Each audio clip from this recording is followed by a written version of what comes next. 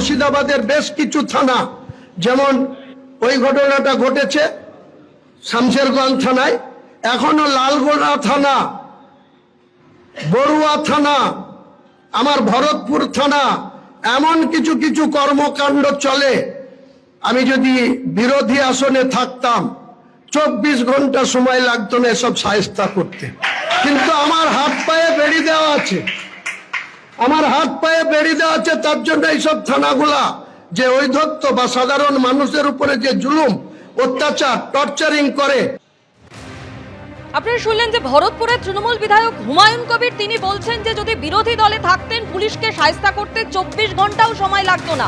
এক্ষেত্রে তার হাতে পায়ে বেড়ি পড়ানো রয়েছে, তাই পুলিশের জন্য তিনি কিছু করতে পারছেন না। সেক্ষেত্রে তিনি লালগোলা, বড়ুয়া, ভরতপুর থানার কথা উল্লেখ করেছেন ভরতপুরের তৃণমূল বিধায়ক হুমায়ুন কবির। এর আগে অনুব্রত মণ্ডল, যিনি পুলিশকে গালিগালাজ করেছিলেন এবং পরে দেখা যায় যে তিনি দায়সারাভাবে ক্ষমাও চেয়েছিলেন, ইতিমধ্যেই তাকে দুবার সমন করা হলেও তিনি এসডিপিও অফিসে হাজির হননি। এবং তারপরেই আপনাদেরকে আমরা জানিয়েছি যে বিক্রমজিৎ সাহু, বীরভূমের টিএমসিপি সভাপতি বিক্রমজিৎ সাহু, যিনি সোশ্যাল মিডিয়ায় পুলিশকে আক্রমণ করেছেন, যদিও তার বিরুদ্ধে শতপ্রণোদিত মামলা রুজু করেছে পুলিশ এবং তাকে সাসপেন্ড করা হয়েছে 6 বছরের জন্য দল থেকে। এবং অন্যদিকে এবারে হুমায়ুন কবির, ভরতপুরের তৃণমূল বিধায়কের নাম উঠে আসছে, যিনি বলছেন যে বিরোধী দলে থাকলে 24 ঘন্টার মধ্যে তিনি পুলিশকে শায়েস্তা করতেন।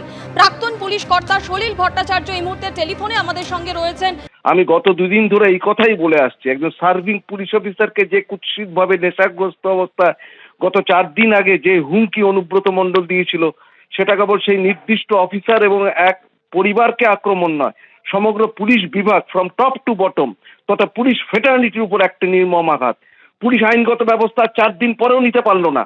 সেটা পুলিশ থেকে শুরু করে পশ্চিমবাংলার আপামর জনসাধারণ বিস্মিত, হতবাক এবং সমবেতভাবে তার প্রতিবাদ করছে। আমি এও বলছি, পুলিশের এই ইনঅ্যাকশন অন্যান্য রাজনৈতিক নেতা, দাদা, এমনকি সমাজ বিরোধীরাও অনুপ্রাণিত হবে এবং পুলিশের উপর এই আক্রমণ কন্টিনিউ করবে। ভরতপুরের বিধায়ক তার অন্যথা নয়। পুলিশ প্রশাসনের গরিমা, ভাবমূর্তি আজ শ্যাটার্ড। আজ রাজ্যের ল এনফোর্সমেন্ট এজেন্সি বিপন্ন, জিওপার্টাইজড। আর এরা কাজ করতে পারবে না। দুষ্টের দমন, শিষ্টের পালন করা আর পুলিশের পক্ষে সম্ভব হবে বলে মনে হচ্ছে না। হুমায়ুন কবির, ভরতপুরের তৃণমূল বিধায়ক, যিনি বলছেন যে বিরোধী দলে থাকলে 24 ঘন্টার মধ্যে পুলিশকে শায়েস্তা করতেন এবং সেক্ষেত্রে বেশ কয়েকটি থানার বিরুদ্ধেও তিনি আক্রমণ করেছেন। লালগোলা, বড়ুয়া, ভরতপুর থানার বিরুদ্ধে আক্রমণ করেছেন তৃণমূল বিধায়ক। তিনি বলেছেন হাতে পায়ে বেড়ি পড়ানো থাকায় কিছুই করতে পারছেন না, এমনই দাবি হুমায়ুন কবিরের।